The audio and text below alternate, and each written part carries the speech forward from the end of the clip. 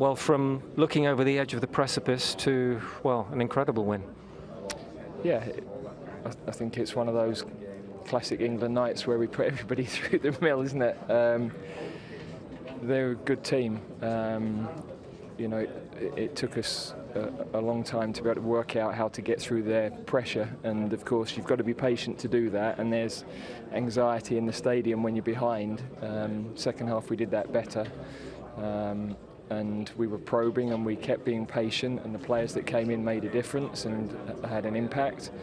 But of course in the end we were relying on a long throw to be the moment. But I think when you've pushed as much as you have and the opponent's out on their feet, then those moments can happen, and you've got to keep the belief. You've seen a lot of goals as a player and manager scored by English players, but where do you place that one by Jude? Well, that's him. You're thinking with 15 minutes to go he's absolutely out on his feet, and should we take him off and put some fresh legs on? But you know the sort of impact he can have on a game, and those moments are why you stick with him at that time.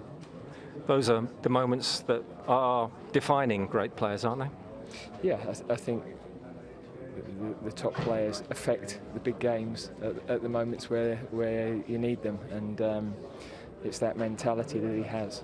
Were you feeling it might have gone? Were you feeling that it was almost finished for England tonight? Well, it's strange, but I never felt tonight would be the end of our tournament, and even with the long throw, you felt there's hope.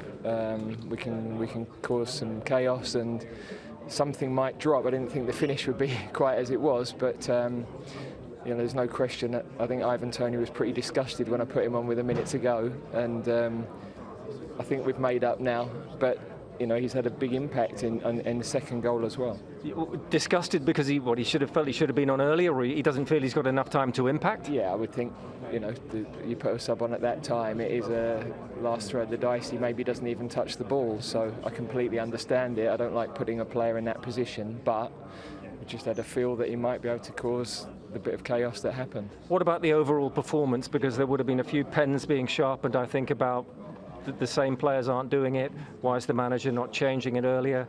What's not functioning in attack? Well, I'm not sure it's attack so much. We couldn't play through their pressure, and that has been a problem for us for quite a while. We were better second half. Declan dropped outside the block a little bit, and it meant they had to try and press 4 rather than 3. We were too narrow in the first half. The solutions were wide, but we then struggled to connect from there. So, look, we know that first half we were too slow moving the ball, and we didn't create the openings that we need to create. But second half we showed the composure to keep probing and keep moving the ball. And in the end, under pressure you can make poor mistakes and poor decisions at those moments. And the disallowed goal is so close, the one that hits the post. So I think a draw in normal time is probably fair.